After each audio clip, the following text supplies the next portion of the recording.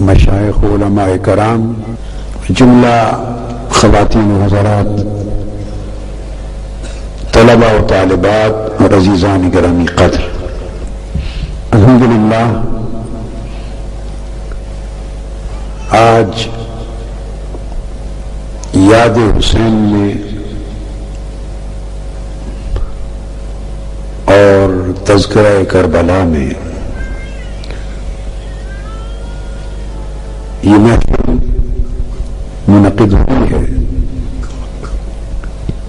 شب عاشوراء محرم کی محفل ہے، جس میں ہم ذکر مصطفیٰ کریں گے بصورت ذکر حسین، بلکہ ذکر خدا کریں گے بشکل ذکر حسین۔ اور اس مجلس میں شرکت کرنے والوں کا ایک ایک لمحہ عبادت ہے، اس لیے کہ ہم اپنی یادوں کے تار کربلا میں بیتی ہوئی اس رات کے ساتھ جڑے ہوئے ہیں۔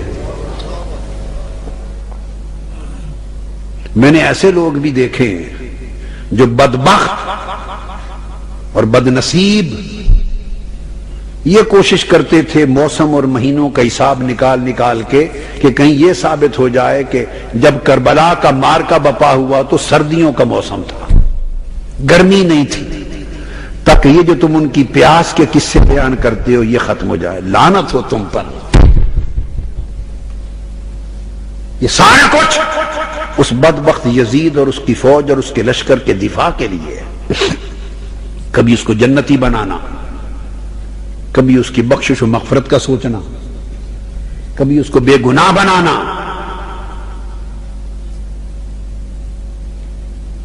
جبکہ تاجدار کائنات صلی اللہ تعالی علیہ وآلہ وسلم نے صریحاً دلائل خاصہ سے اس کے جہنمی ہونے کی خبر دی۔ لوگ ایک حدیث قسطنطنیہ کا نام لیتے ہیں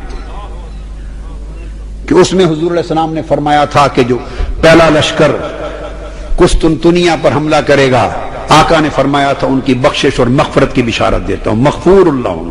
کیا فرمایا؟ جہالت کی انتہا ہے، کسی نے ان کی گرفت نہیں کی۔ ایک بخاری کیا کل کتب حدیث میں ایک حدیث ایسی نہیں ہے جس میں قسطنطنیہ کا نام آیا۔ اس بشارت والی حدیث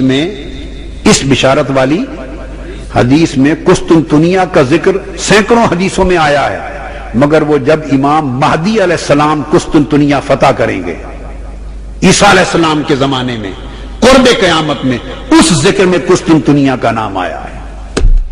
جب ابواب الفتن میں اس ذکر میں قسطنطنیہ کا نام آقا علیہ السلام لے سکتے ہیں، بخاری مسلم ترمذی ہر کتاب میں ہے، تو پھر اس مغفرت کی بشارت والی حدیث میں قسطنطنیہ کا نام کیوں نہیں لیا؟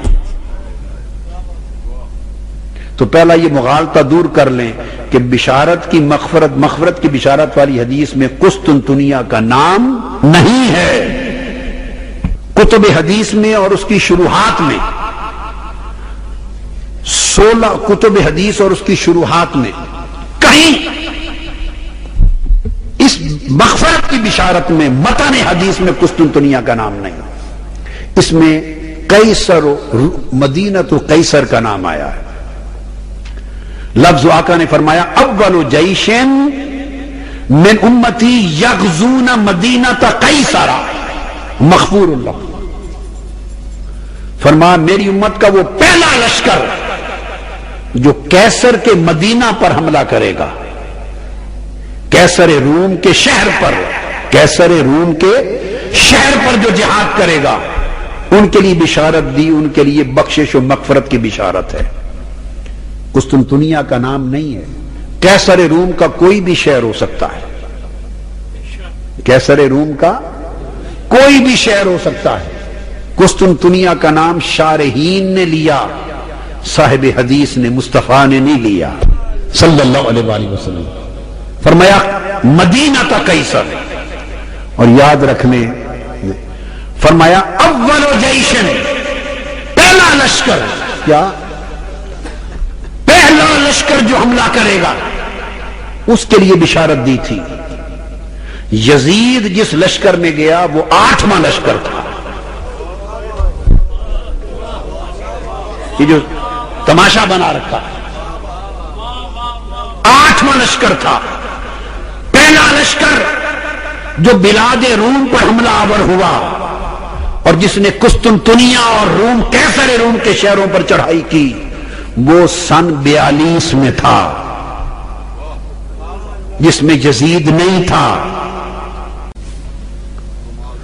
اور 7 لشکر اس یزید والے لشکر سے پہلے جنگ کر چکے تھے۔ یزید کیا لگتا ہے تمہارا؟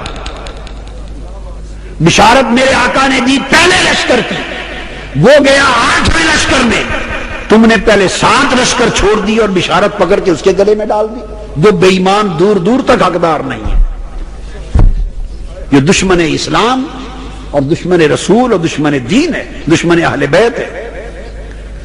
اگر اس سے بشارت مراد لینی ہی ہے مغفرت کی تو حضور نے تو اول جیشن کا پہلا لشکر، اور پہلا لشکر گیا 42 ہجری میں، 7 لشکر پہلے جا چکے ہیں۔ اب رہ گیا یہ لشکر قسطنطنیہ جس میں یزید گیا، اس کا قصہ بھی سن لیں۔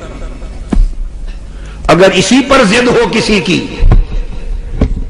کی ضد یہی ہو کہ سن 50 ہجری کا لشکر لینا ہے مراد جس میں یزید گیا، تو وہ بھی سن لیں۔ یہ تاریخ الکامل امام ابن الاسیر کی میرے سامنے ہے، یہ تاریخ علامہ ابن خلدون کی میرے سامنے ہے، سن لیں کیسے گیا۔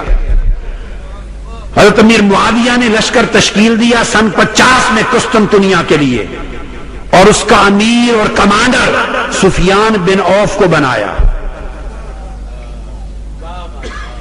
اس کا امیر اور کمانڈر سفیان بن عوف کو بنایا اور اپنے بیٹے یزید سے کہا تم بھی ان کے ساتھ جاؤ۔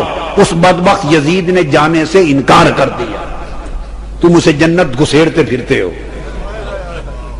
لیکن اس نے کیا کیے؟ ایک تو باپ نے سزا کے طور پہ بھیجا، وہ تو جاتا ہی نہیں تھا اور گیا ہی نہیں تھا، وہ تو پہلے ہی سے بخشش کا حقدار نہ رہا، اور قسطنطنیہ میں شرکت کر کے جنت اس کے حصے میں لکھی گئی، اور اس کے بعد اس بدبخت نے معرکہ کربلا بپا کیا۔